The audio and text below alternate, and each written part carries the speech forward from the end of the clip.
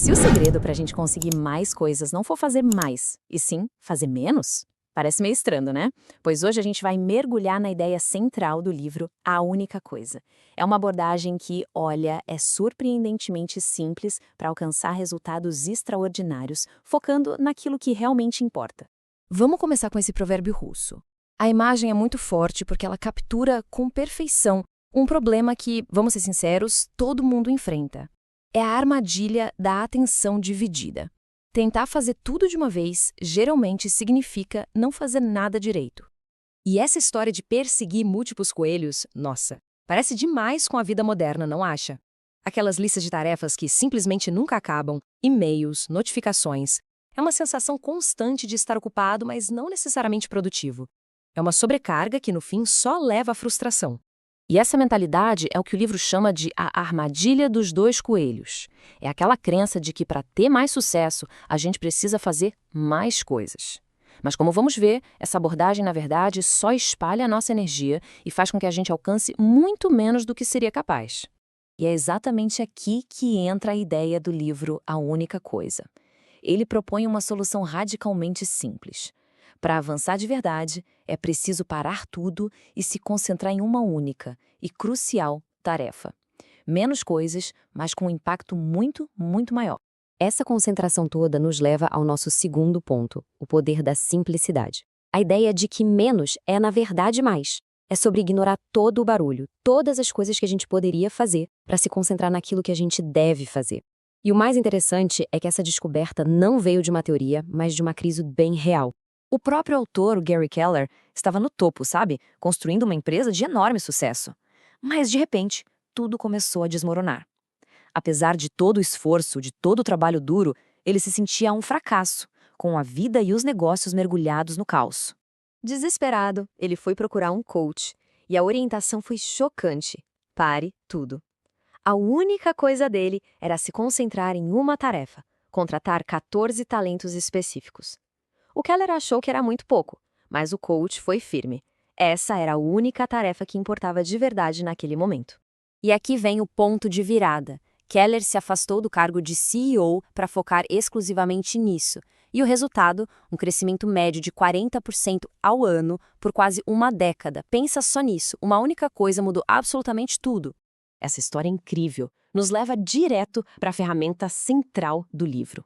Como é que a gente pode encontrar nossa única coisa em qualquer situação? Bom, a resposta está no que os autores chamam de a pergunta foco. É um mecanismo para cortar o ruído e encontrar clareza. Certo, o conceito é poderoso, a gente entendeu. Mas, e na prática?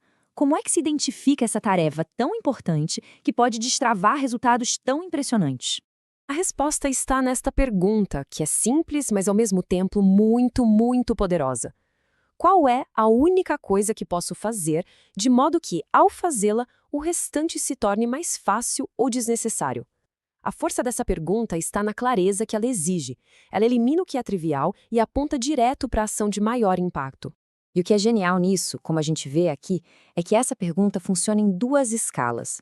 Ela serve como um mapa, apontando para o grande objetivo, a única coisa mais ampla, e, ao mesmo tempo, funciona como uma bússola, mostrando qual é a próxima ação, a única coisa a se fazer agora. E a resposta para essa pergunta se torna o primeiro dominó. A ideia é que o sucesso não é uma linha reta, mas uma sequência. Ao focar na peça certa e derrubá-la, cria-se um impulso que vai derrubando as próximas, tornando o sucesso futuro algo mais fácil, mais natural. Ok, então a pergunta foco nos ajuda a encontrar o primeiro dominó, mas saber qual é a peça certa é só metade da história. Agora a gente entra na parte prática. Como de fato encontrar tempo para derrubar essa peça? Isso nos leva para a próxima sessão, protegendo seu tempo, a verdadeira batalha pela produtividade. Este diagrama aqui ilustra a diferença de um jeito brilhante. A maioria das pessoas permite que as tarefas do resto do dia consumam a sua energia primeiro.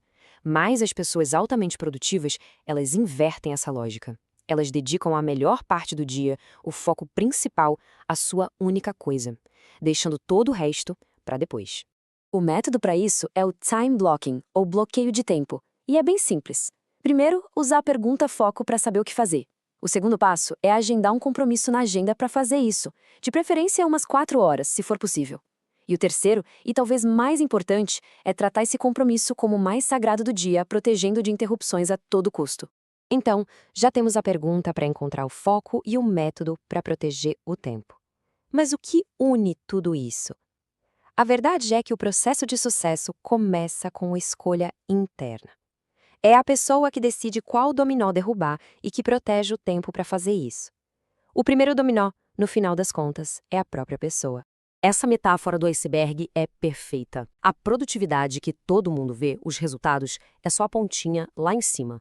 O que sustenta tudo isso é uma base profunda de intenção e de propósito que define a prioridade. Sem essa base, a produtividade fica frágil, sem direção. Essa base é o verdadeiro primeiro dominó. Então, para a gente fechar, a própria pergunta foco nos dá o caminho. Qual é a única coisa que pode ser feita agora para começar a implementar essa ideia na vida, de modo que ao fazê-la, todo o resto se torne mais fácil ou desnecessário? A resposta para essa pergunta, essa resposta já é o primeiro passo.